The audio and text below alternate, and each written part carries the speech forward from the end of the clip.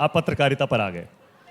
देश में आज जो मीडिया की हालत है, शायद हालत शब्द से कुछ लोगों को आपत्ति हो, क्या विचार हैं आपके उस पर? हालत से किसको आपत्ति?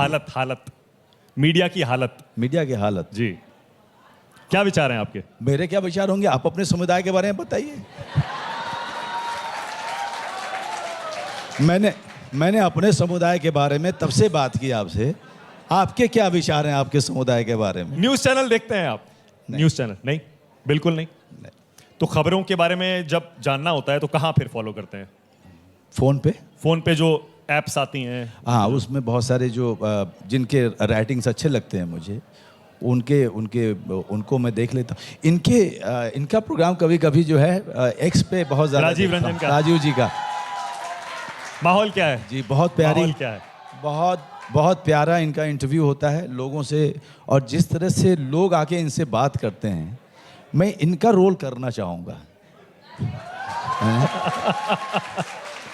नहीं, सच में ये वो पत्रकार हैं जो सच में पत्रकार लगता है जैसे कि ऐसे ही चौराहे पे खड़ा होकर कोई बतकही चल रही है वहाँ पे।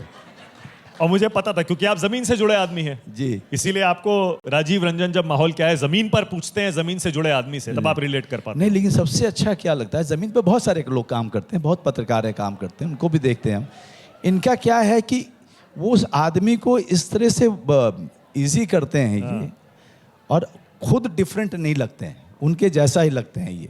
और वो आदमी ऐसी सी बातें बताना शुरू करता है, बोलना शुरू करता है जो कि आपने बहुत बड़ा कॉम्प्लीमेंट दिया है राजीव को आज, क्या आप फिल्मों में राजीव रंजन का रोल करना चाहेंगे? मैं कॉम्प्लीमेंट नहीं दे रहा हूँ, मैं जो देखता हूँ उसी को बयां कर रहा हूँ।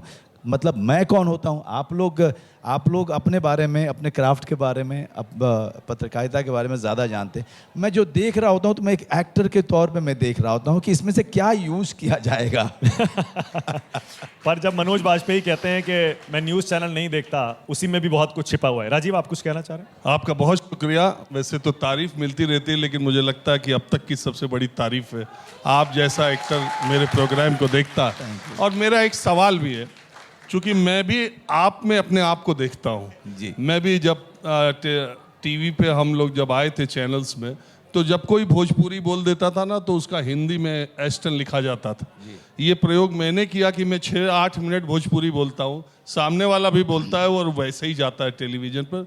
क्रेडिट मैम को। तो मैं ये जानना चाहता हूँ, एक बार बॉलीवुड के एक आदमी से मैंने पूछा कि ये बड़े बड़े फिल्मी सितारे अपनी पार्टियों में रात को काले चश्मे क्यों लगाते हैं? बहुत अच्छी बात की। तो मेरे समझ में नहीं आता था, रात में काला चश्मा, हम जिस इलाके से आते हैं वहाँ बादल भी आ जाए तो लोग चश्मा लगाते हैं तो मजाक उड़ाया जाता है। और लोग मुंबई के 5 सितारा होटलों में पार्टियों में काले चश्मे लगाते हैं जी। उन्होंने मुझसे कहा कि फिल्म इंडस्ट्रीज में इतने गुणा भाग हैं, कब आपको किसको अवॉइड करना है, कब वेटेज देना है, तो आंख की पुतलियां उसी हिसाब से घुमानी होती है। काले चश्मे आप लगा लेते हैं तो ये छुप जाता है कि आप किस वक्त किसको अवॉइड कर रहे हैं और किससे मिलना चाह रहे हैं। नहीं, उसके अलावा भी बहुत सारे कारण होते हैं। तो मेरा सवाल ये है जी कि आपको मैंने काले चश्मे रात में लगाए कभी देखे नहीं।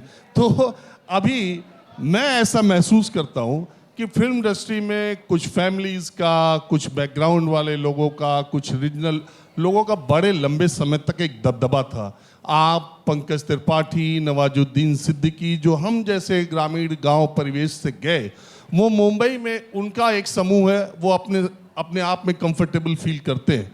और फिल्मों में आप लोग कहीं किनारे थे, लेकिन कोविड के बाद सोशल मीडिया के इमरजेंस और ओटीटी ने आपको बहुत ऊपर लेके जाने का काम किया, और वो लोग जो काले चश्मे लगाते थे बहुत पीछे छूट गए।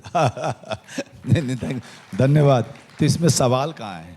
सवाल मेरा ये है कि आप मानते हैं कि OTT platform, social media, Covid के बाद का दौर एक्टिंग के लिहाज से, बाजार के लिहाज से, रीच के लिहाज से बिल्कुल अलग हो गया? बिल्कुल अलग हो गया। और इतना ही नहीं किया, इसने इंडस्ट्री को डेमोक्रेटाइज कर दिया। नहीं तो आप यकीन मानिए राजीव जी, हमारे फिल्म इंडस्ट्री वो इन सब लोगों से, अपने दर्शकों से ही कट गई थी। और जो इंडस्ट्री के बाकी जो लोग थे, जो लोग फिल्मों का हिस्सा नहीं हो रहे थे और लगातार संघर्ष कर रहे थे, वो लोग बिल्कुल ही किनारे पे आ चुके थे। अब मेरे जैसा ज़िद्दी आदमी, मोटी चमड़ी का आदमी बहुत कम लोग मिलते हैं कि तब भी लगा हुआ है। लेकिन जब OTT हुआ, उसने इतना प्रजातांत्रिक बनाया कि दर्शक उस समय कोविड में अपने घर में बंद था और ले देकर के कोई उसका मनोरंजन कर रहा था, तो वो OTT था। दर्शकों को पहली बार हिंदी सिनेमा के अलावे दिखा कि और कौन एक्टर्स हैं, क्या कहानियां हैं जो कही जा रही हैं। ये जो एक्सपोजर था दर्शकों को जो मिला, उसके कारण आज स्थिति ये है कि आज कोई भी एक ऐसा एक्टर नहीं है जो कहे कि मैं हूँ। आज कई हैं और सबके अपने अपने फॉलोअर्स हैं, सबको चाहने वाले लोग हैं, सबके पास आने वाले निर्देशक हैं, कहानियाँ हैं। जैसा कि मैंने अब बातचीत में बोला कि आज ऐसे ऐसे एक्टर्स की लाइफस्टाइल अच्छी हो गई है, आज उनको काम मिल रहा है। आपको मैं एक ही उदाहरण दूंगा। मैं 3 महीने से घर पे बैठा हूँ। फैमिली मैन का डेट्स मुझसे ले लिया था इन लोगों ने सीज़न 3 का। 3 महीने से मैं घर पे बैठा हूँ, लेकिन फैमिली मैन के बाकी लोग कोई खाली नहीं है। तो अब मुझे उनका वेट करना पड़ रहा है। अब अगले महीने से शूटिंग शुरू हुई, तो अब मुझे उनका वेट करना पड़ा। सो यू कैन इमेजिन कि आज लोग OTT ने किस तरह से लोगों को व्यस्त किया है, किस तरह से लोगों को काम दिया है, इज्जत दी है, सम्मान दिया है। Absolutely, absolutely. और वो जो आप बता रहे थे कि काला चश्मा क्यों पहनते हैं बड़े स्टार, आप उसमें कुछ ऐड करना चाह रहे थे? कुछ अंदर की बात बताएंगे? नहीं, कोई अंदर की बात नहीं। मैं वो कई और कारण होते हैं अंदर, तो मैं उनके अंदर में क्या हो रहा है मुझे भी नहीं पता है, आपको कैसे बता दूं। लेकिन एक कारण ये भी होता है कि मान लीजिए कि आपने पूरे दिन शूटिंग की है, आप थके हुए हैं, आपकी आंखें जो है ना थकी हुई हैं, लाल हैं, तो आप चश्मा लगा लेते हो ताकि फोटो अच्छा आ जाए। कई बार कम सोने को मिलता है तो उससे आंखें सूज जाती हैं, राइट। और कोई नहीं चाहता कि कैमरा उनकी वो सूजी हुई आंखें पकड़ ले। सुकेश पूछो। नहीं, मैंने कहीं सुना था कि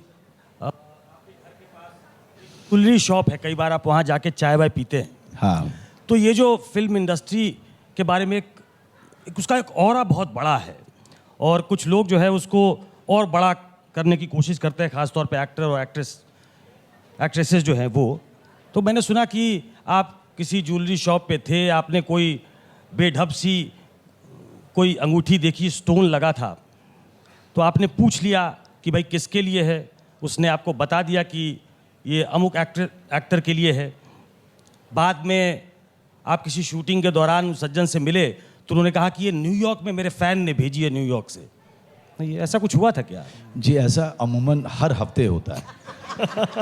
ये देखिए, आज मुझे एक बड़ी कमाल की चीज़ पता चली माना कि बहुत सारे एक्टर्स, नहीं बड़े एक्टर्स जो हैं बहुत सारी चीज़ें अफोर्ड कर सकते हैं, so let's not question them.